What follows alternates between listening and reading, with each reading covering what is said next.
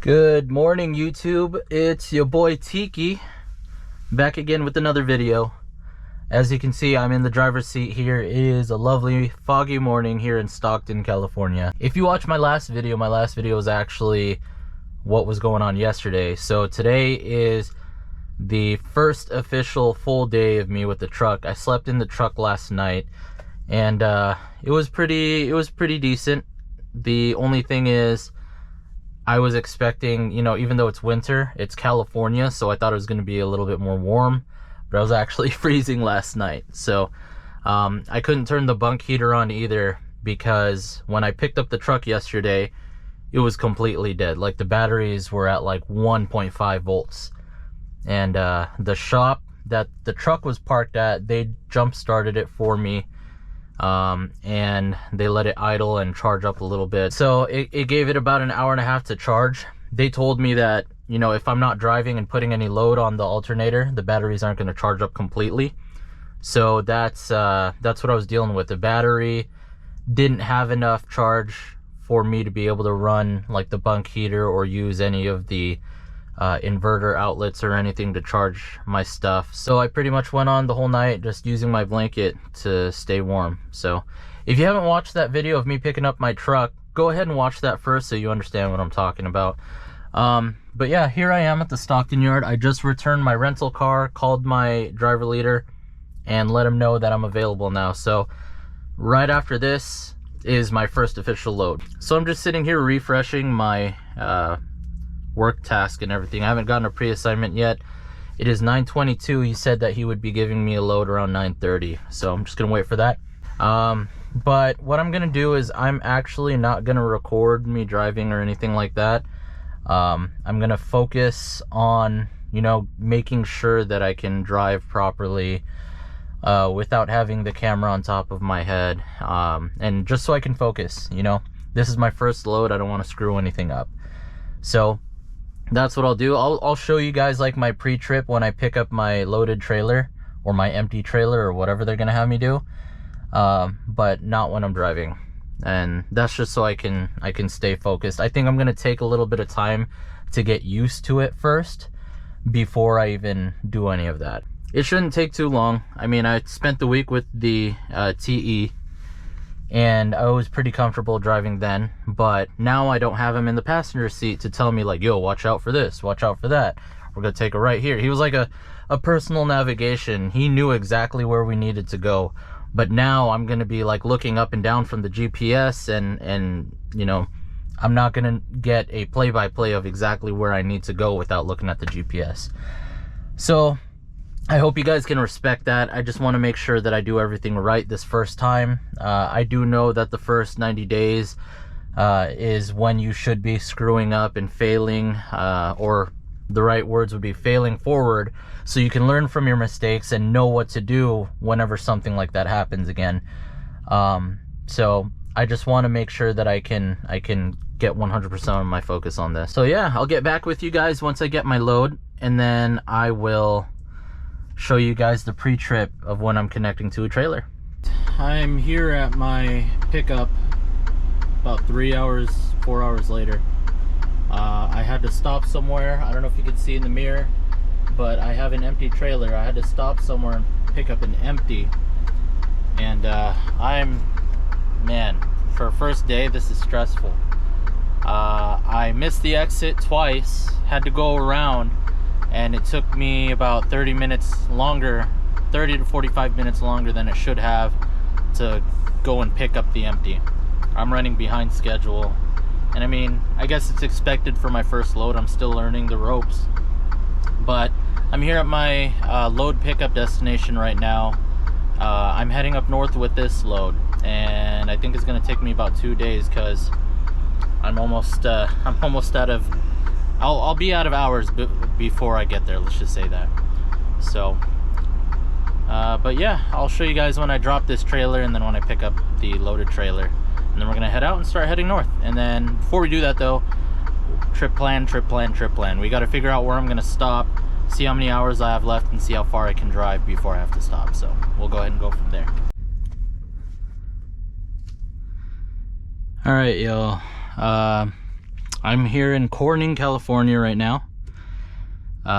Just decided to park because my watch died. Because it's 6:30 or 6:45 at night. So like I told you guys before I went to go pick up the load, I didn't really want to record me driving or anything like that. I told you guys that I would record the process of me picking up the trailer and doing my pre-trip inspection on the trailer and stuff like that, but it was just a headache for my first day. I mean, for somebody else who has experience, they'd be like, oh, that's nothing, but for me, being on the first day, not really knowing anything, that was definitely stressful. So I had to pick up and empty about 15 minutes away from my pickup location.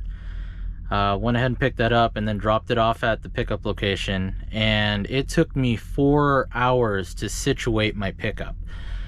So on my work order and my bill of lading, the trailer number that I was supposed to pick up wasn't at that lot, and they had a trailer there that was loaded that was 1 digit off from the trailer that I was supposed to pick up. Let's say there's a trailer, on your bill of lading, you're supposed to pick up 311.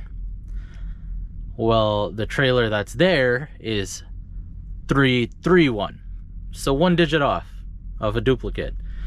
And I drove around and walked around the entire facility, which is like about 4 football fields big.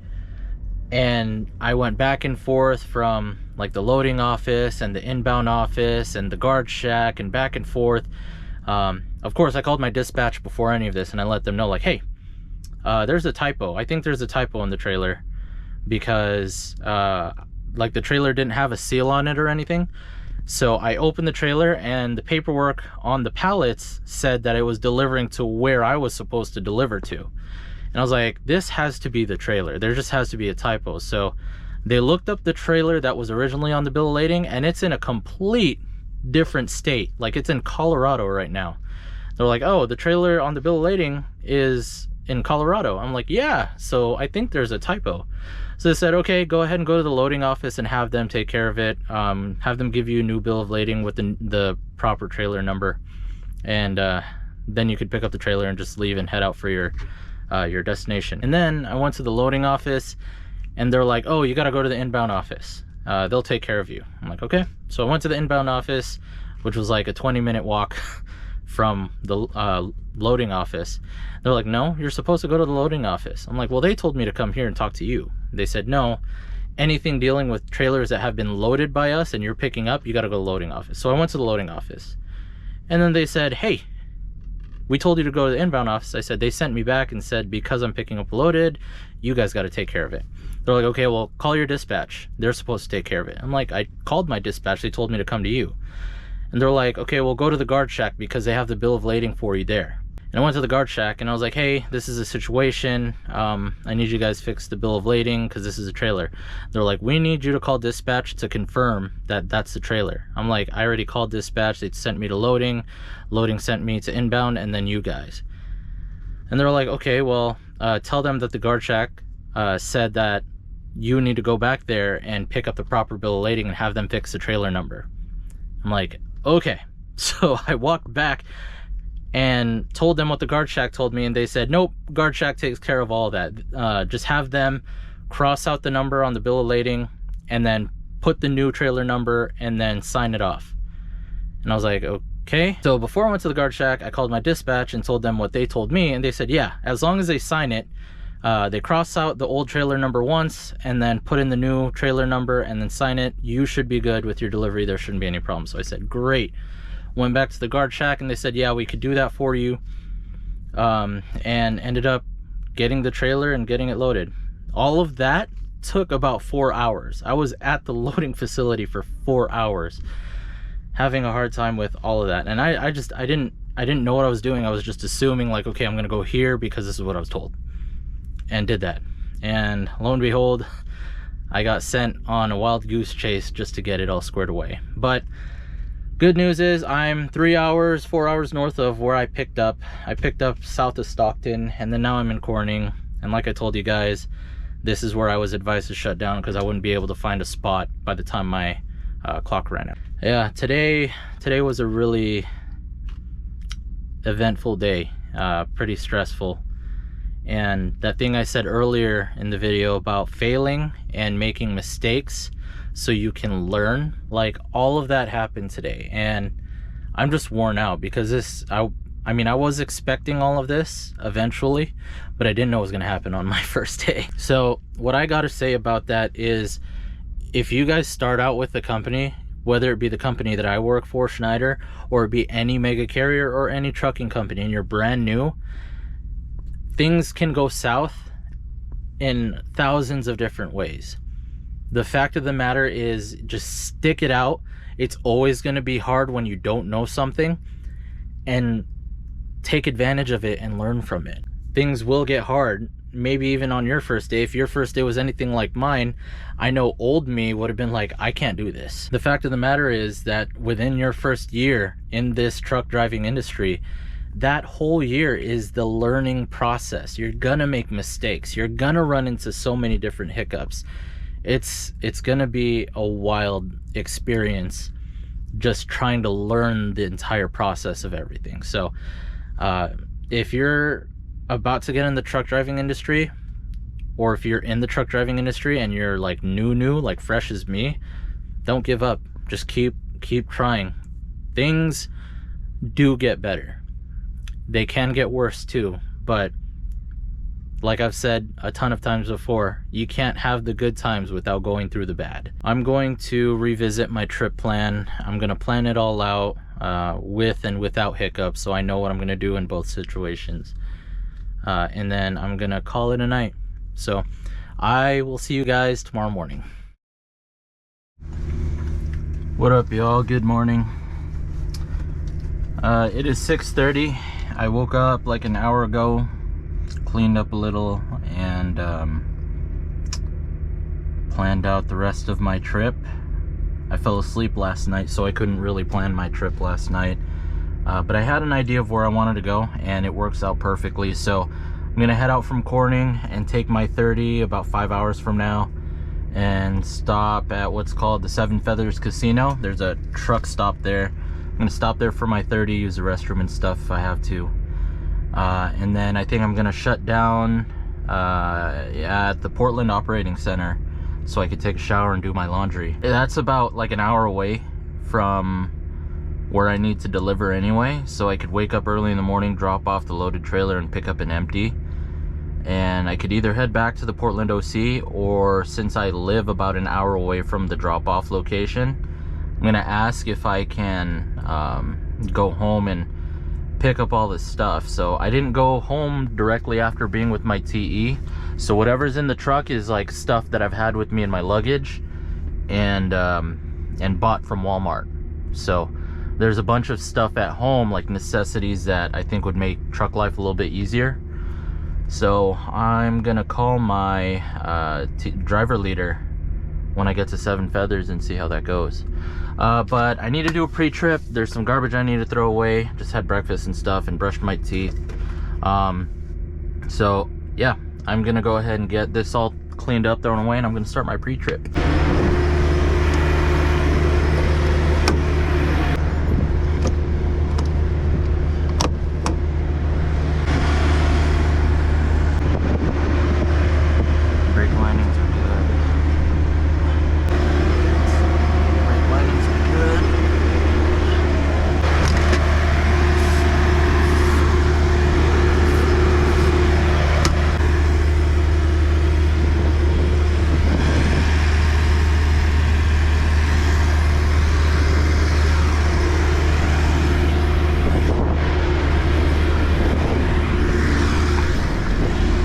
Nobody disconnected my locking John Kingpin lights.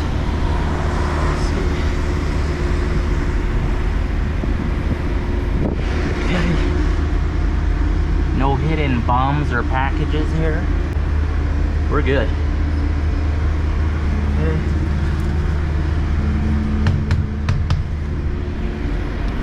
Need to get a thumper.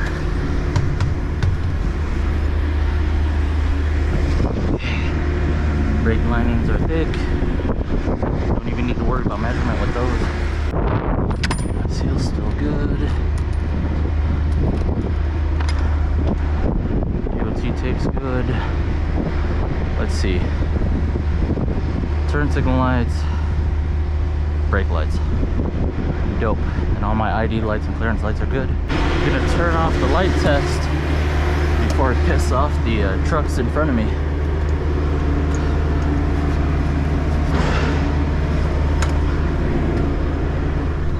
Remember guys,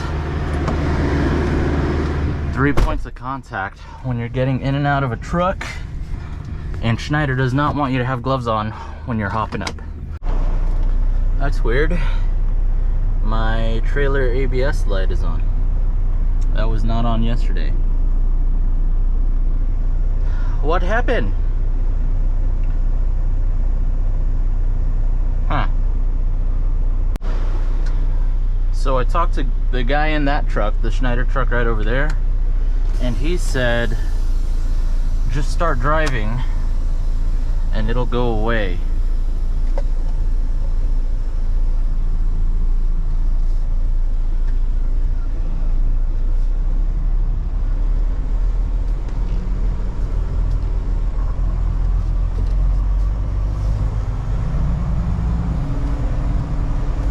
Forgot I was in a truck for a second.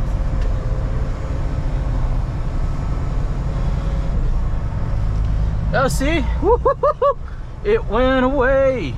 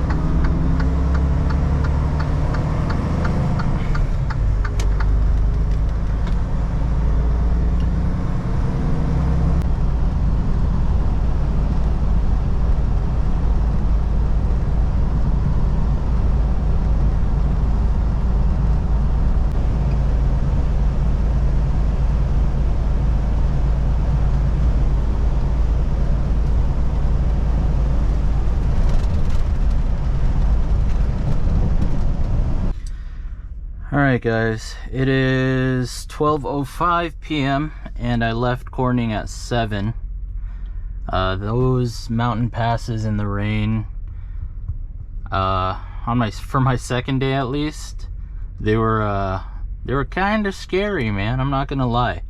I'll be completely honest with you guys. So I'm on my 30 right now. I'm gonna go ahead and check everything. Felt some like shaking from the front end a little bit, so I'm gonna check my tires and stuff and do kind of like a 30-minute trip inspection or whatever. But I got 5 hours and 58 minutes left on my 11-hour, and I got 8 hours left on my 14-hour clock. So from here, it's gonna take me about 4 hours to get to Portland. Let's see. Right now, I'm at the Seven Feathers in Oregon. And that's in Canyonville, Oregon. So we made it a little bit of a distance away, but let's see here. Let's see where Schneider is. It's 3 hours and 37 minutes. If we hit start, Creekside Road. 211 miles. So that's not bad at all. We'll be able to get through that just fine. Honestly, I could keep it pushing a little bit north of Portland, so that way I'm like 45 minutes away from my delivery. But it's not due till Monday, so I'm going to take my break, and yeah, we'll go ahead and go from there.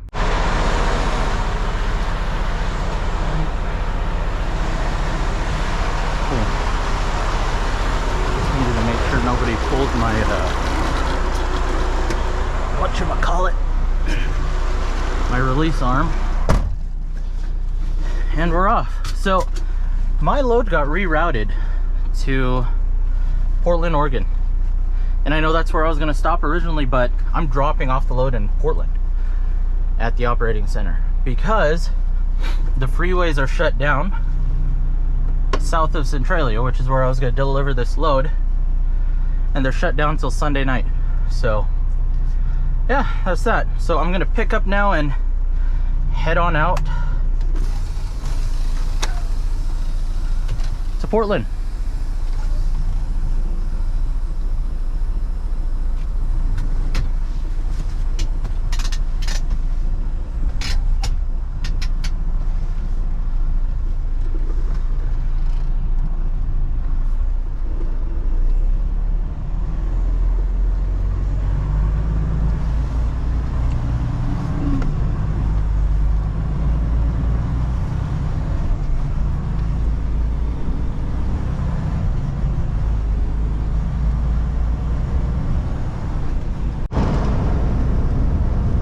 So now that I know that this load is getting relayed at Portland, even though I had until Monday to deliver this load to Centralia, I still feel a little relieved, in a sense of like, I know I'm gonna meet my deadline in getting it relayed, because I'm gonna get to my destination to relay it in about 3 hours. I was kind of sad when I found out that I was relaying this load, because the drop-off location was only like an hour drive away from home, and I definitely wanted to stop by at home to pick up my stuff. That would have made living in the truck a little bit easier. I would have liked to stop home and pick up my auxiliary cord so I could listen to music while I drive. And I also would have liked to, you know, pick up a couple of other things, like more blankets for the colder weather, stuff like that. I know I got a bunk heater, but like I want to save my battery for when I absolutely need it. But, you know, just stuff from home to make this feel more like home. I was definitely thinking about bringing a TV so I can watch my shows, my Netflix shows and stuff like that before going to bed. Just watching TV before bed or reading makes me feel a little bit more relaxed before I go to bed. Helps me stay in my REM cycle before I go to bed. And I was debating on bringing like my Xbox or something. I don't know. I don't really have much desire to play the Xbox on the truck. I'm more of a PC gamer, but I'll be completely honest with you guys. I sold my PC the week before leaving with my TE. And the only reason why is because I would be out for 4 to 5 weeks at a time and only be back for 4 days. And instead of, I guess, what people would consider unwinding, I know I did, playing video games or get on the PC after work or while I'm at home time. But 4 or 5 weeks is a long time to be away from, you know, your family, your kids, your wife, your fiance, girlfriend, whatever. And I think I would much rather utilize my home time to get some quality time with my family. And talking about them right now absolutely makes me miss them. I've technically been away from home for about 2 weeks now, and I know that's not a long time, but man, I miss the heck out of them. How do you truckers, you other truckers, how do you guys deal with that? Like, what are your guys' coping mechanisms? Like, before bed, I always FaceTime my family and spend like an hour or so on the phone with them, talking to them. But it's like, you miss out on your kids' growth and development while you're out on the road for 4 or 5 weeks at a time. Like every time you come home, you're like, wow, you got bigger, or like, wow, where'd you learn that from? You know, being out 4 to 5 weeks at a time and coming home every, you know, being home for like 4 or 5 days every 4 or 5 weeks. That's kind of like being an absentee father. You know, and like you're the mother of your children. Essentially, she's like a single mother. In a sense of like taking care of stuff at home and being there for your kids. Not financially though, because your paycheck is going straight to the same bank account. But yeah, how do you guys cope with it? You guys are out on the road right now. How do you guys cope with being out on the road while your kids at home or at home? And I'll tell you what, being away and being gone for like 4 or 5 weeks for CDL school, and being gone for orientation, and then being gone for training, and then being gone for this week to pick up my truck. Whenever I did come home in between, I felt like the connection between me and my lady was a lot stronger. A lot stronger. And that's just because I feel like, you know, we miss each other so much. So the time that I do have at home, we spend it together with purpose. And then my son, like, instead of being home every day, and like, come on, you gotta be honest, kids, young, like older toddlers, they're a handful, and sometimes you just need to take a break from them because they're just so much. Like my son, he's going at 100 miles per hour every time. Like his mind, his energy, his literal movement. But like when I do come home from being gone for a couple of weeks, like I just want to spend every single second with him. So I guess it makes me feel grateful, but I don't know, it's times like these, like right now, the way I'm feeling, I just, you know, I miss them. But the fact of the matter is, I'm putting food on the table. I am paying for the roof over our head, or their heads. This is my roof.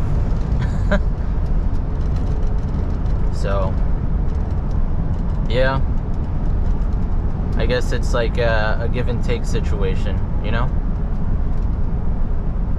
I'm hoping eventually, when I become an owner-operator, you know, it'll pay me enough to the point where I only have to run a couple of 200, 300, 400, 500 mile loads in the week and then come home every weekend. That would be cool.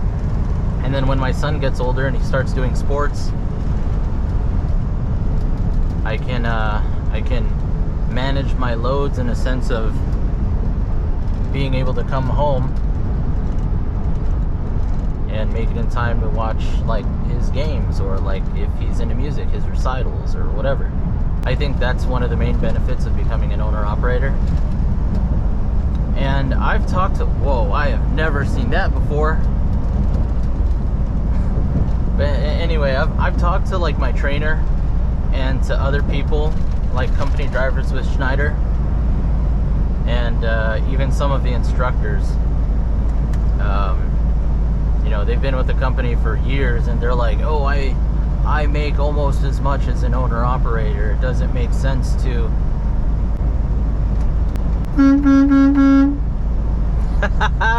That was my first one. Man, that feels great. Oh, man. I was like, what is this kid doing?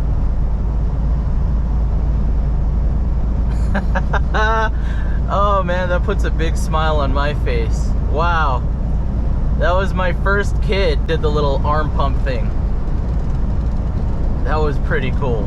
But yeah, back to what I was saying is, the instructors and company drivers and my trainer, they're all like, why would I become an owner-operator, take on a bunch of responsibility, and deal with the headache and the stress of like maintaining the truck myself and blah blah blah blah blah, just to make a little bit more than what I'm making as a company driver. And I get it. The only thing is,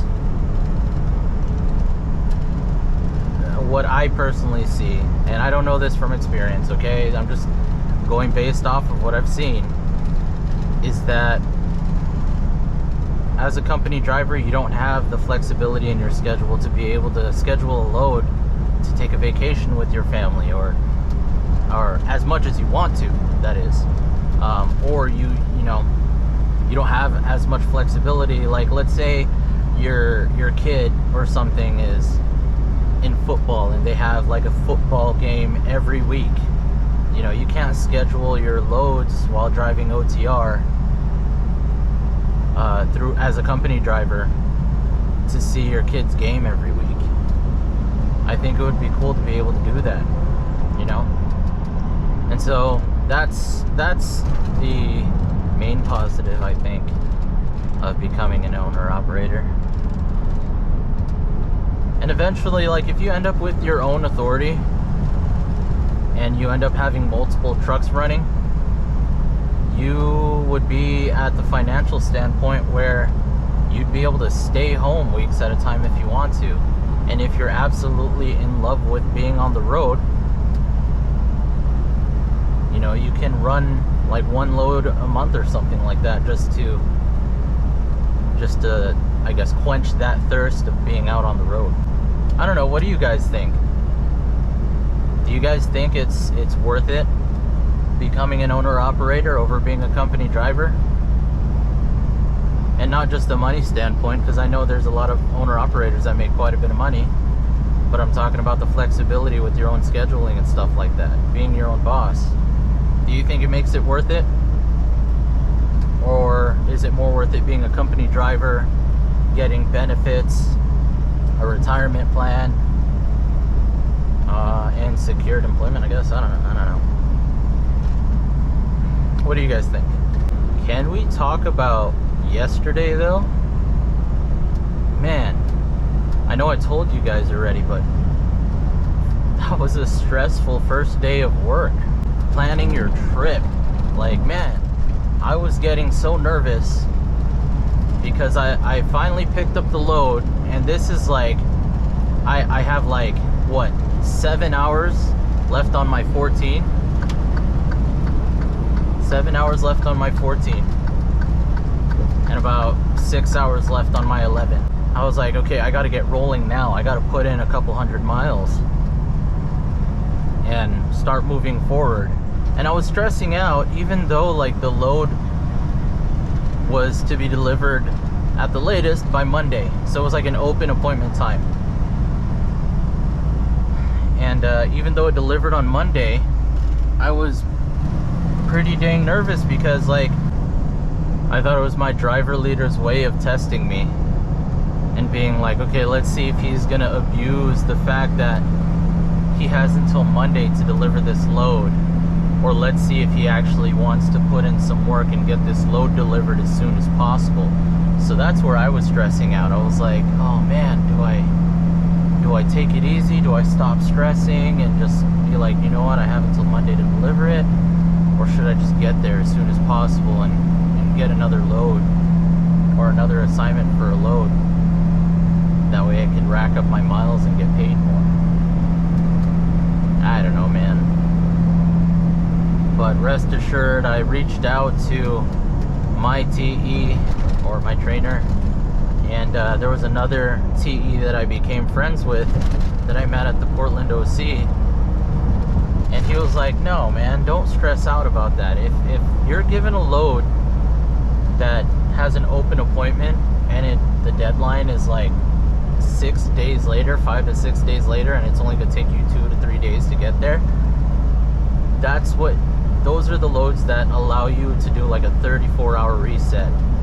That would be considered a reset load, where you have the opportunity to reset your clock for the week or for the following week. So you have plenty of hours to just ride on and make the deliveries that you need to make.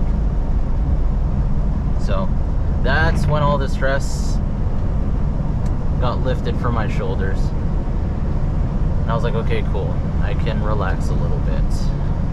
But man, trip planning is, it's a piece of work. Like, we were taught how to trip plan in orientation, and like we were given examples like fake loads to trip plan for, and so I have an idea of how to make it work. Now when I get my second load, that's gonna be a different story. We're gonna have to play it by ear. But I think for my first couple of weeks or first couple months, they're gonna keep sending me open appointment loads. That way I don't feel too much pressure or stress on getting the load delivered, and that way I can be, you know, I could make responsible decisions when driving and stuff, and like not feel like I'm in a rush. So how do you guys do it? I'm very curious. How do you guys drive 600 to 700 miles a day? That's insane to me. Because from Corning to Portland, I wasn't keeping track. I mean, I looked at it earlier today, but I completely forgot. But I think it's like 550 miles between Corning and Portland. And I'm gonna make that in one day. I'm gonna make it within my hours of service for the day. But like 600 to 700 miles a day. For those of y'all that are driving and put in 600 to 700 miles a day, you guys are champs, man. Hats off to you. Give you the little arm pump and honk that horn. Like I was watching one of Chez's videos, and he had like 3 days to do 17 or 1800 miles. So if we do the math on that, if you did 700 miles a day, you would get there in like 2.5 days. I commented on his video, I was like, dude, how do you do 700 miles a day? And he's like, oh, it's easy. I was like, if it's supposed to be easy, I might not be a good driver. It being my second day, I don't know what's supposed to be considered easy or not. But if I'm comparing myself to those who are on YouTube and posting their miles and they're doing 600 to 700 miles a day, well, it's not looking too good for me, as of right now at least. I feel like I need to figure out, like, okay, how do I do this? How do I achieve this? These guys that are doing 600 to 700 miles a day, they're driving through mountain passes and stuff. And I feel like it just takes so much time driving through mountain passes because, you know, the posted speed limit, like here in Oregon, right there, it says 60 miles per hour for trucks. But when you're bombing down that hill or going up steep hills, you're going like 35 miles per hour, 50 miles per hour. And it's like, how do you guys get 700 miles when you guys are going up and down like mountain passes like that? Because it's not just a straight up and down, it's like windy roads, and you got to be careful when you're driving through there. I don't know. Maybe with time I'll get used to it. Right now it seems like it's impossible, but I don't know. We'll give it a couple of weeks. I remember I used to think like 700, 900 mile road trips were extremely far and extremely long. Because there was a 2-year span where me and my cousins and me and my friends would drive to LA from Seattle 2 to 3 times a year. Because we like vacationing in LA. So we would make that road trip, and then, you know, while driving, we would despise it and be like, man, this is such a long road trip. It's enjoyable though, blah, blah, blah. But, man, in truck driving, you're doing like 700 miles a day. Like a road trip from Seattle to LA is not a big deal to you guys. I think it's just conditioning and whatnot and just being so used to it. I don't know, me personally, I enjoyed the long road trips. Like I would love driving those road trips from Seattle to LA. But my buddies, they definitely wouldn't be. And now, because I love road trips so much, here I am driving an 18-wheeler. Technically, I am put down as OTR. So like there's dedicated accounts, regional accounts, local accounts, intermodal, and OTR. So I signed up for OTR. So I eventually will be coast to coast, but I was told for the first 90 days or less that I would be strictly in the Western 11.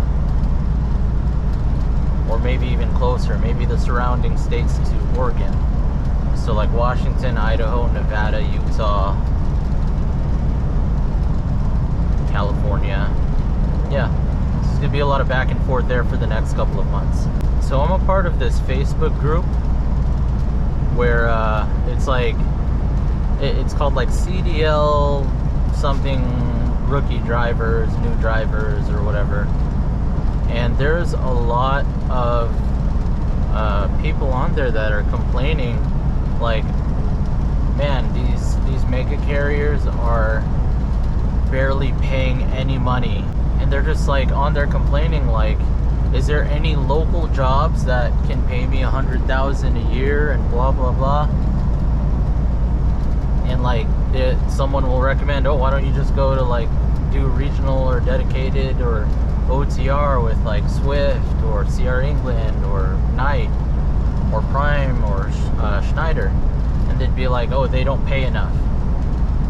Like, okay, look, I get it.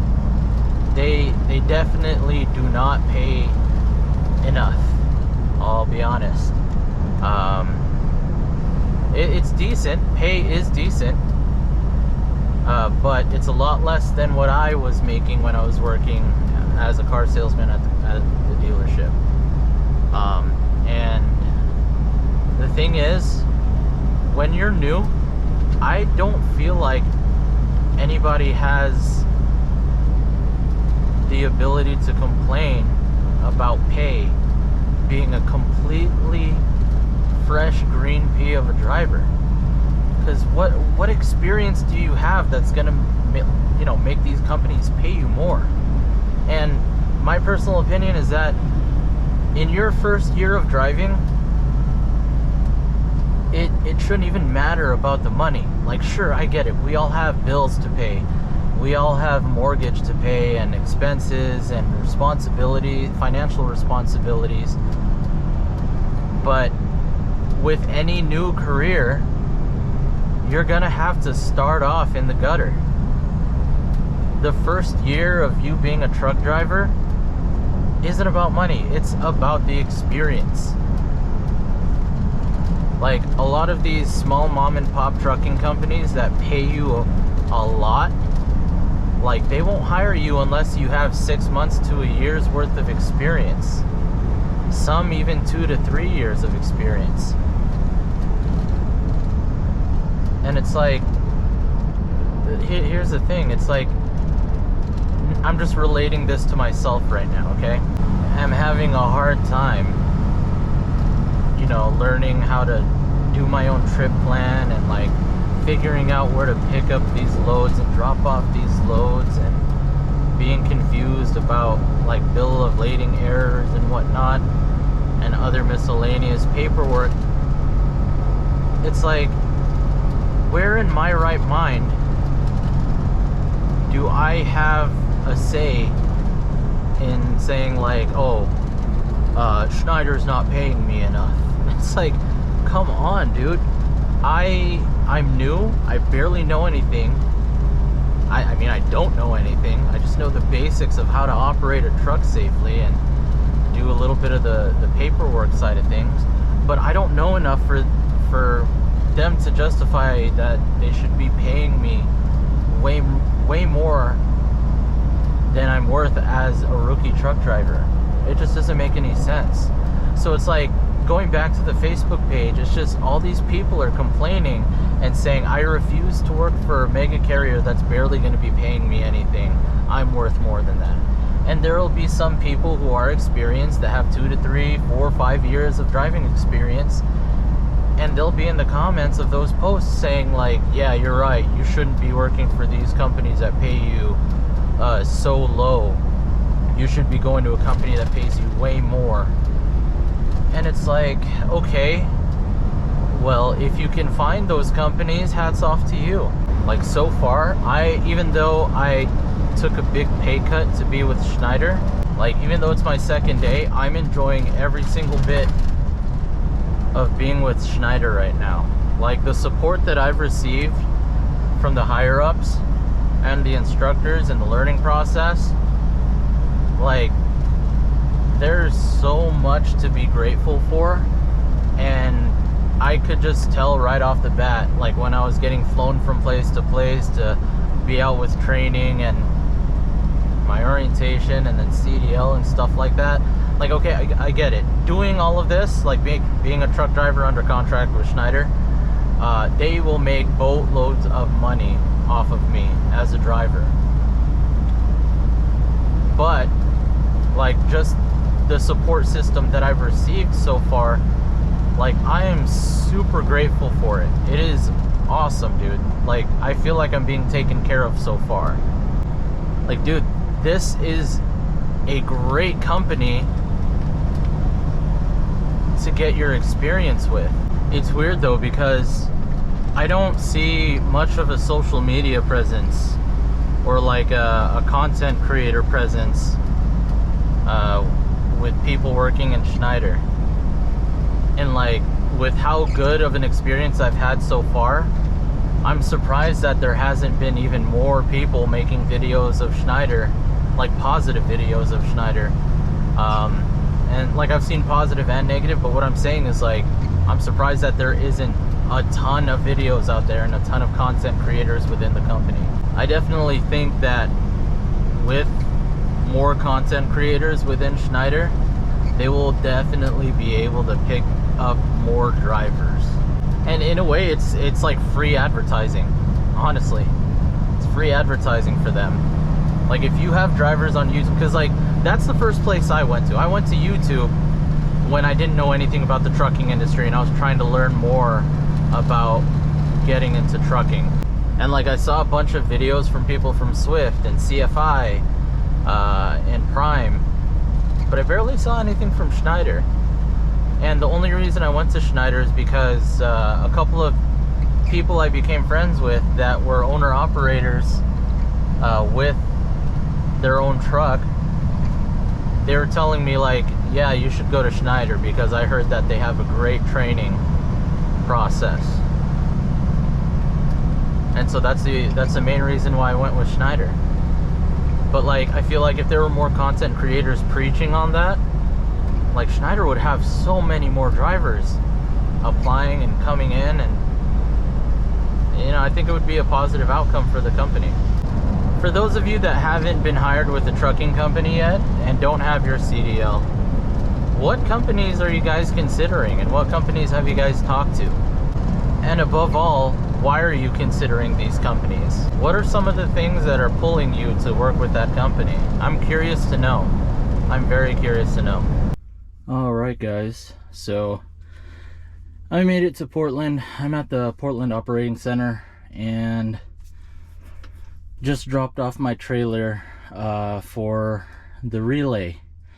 I'm not sure if I went over it earlier, but it looks like there is a massive flood going on from all the snow melting and all the hard rain in Washington. So literally 10 miles south of where I need to go, or needed to go, there was a flood on the freeway. So they blocked off the freeway about 10 miles out. Yeah, about 10 miles, 10 miles worth of I-5 because of the floods. So they ended up updating my my work order and said just drop it off at the Portland Operating Center and it'll be relayed. So here I am at the starting grounds. I was hoping to get my truck here, ended up getting in California, and now it ends up here in Portland. So I'm happy, I'm not complaining. I think I'm gonna have a 36, 34, 36, I forget how many hour reset.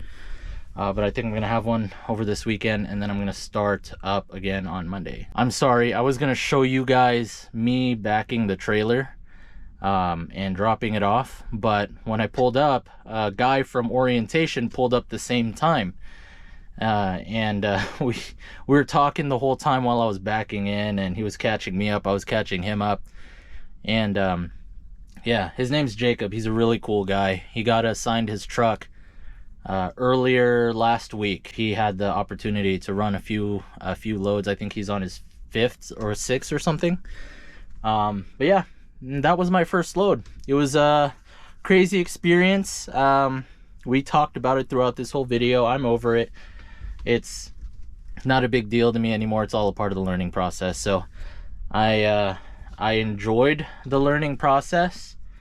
So now I know what to do next time if the bill of lading has a typo or something like that. And I know there's going to be a ton more hiccups later on down the road that I don't know how to handle. So I'm looking forward to those. But anyway, I'm going to go ahead and cut the video off here. If you guys enjoyed this video, go ahead and hit the like button. And if you guys want to discuss anything that I talked about or anything that you saw in this video, go ahead and hit the comment section down below. I'd love to talk to you guys. And if you haven't done so yet, go ahead and hit the subscribe button down below and help me out. I'd greatly appreciate it. And go ahead and hit the bell icon. I'm going to be uploading once or twice every week, and then you guys will be able to know when I go ahead and upload. Anyways, thank you guys so much for watching. I appreciate every single view and every single like and every single comment. You guys are the best. And if you guys don't know what time it is now, it is time for your boy Tiki to clock out. Peace.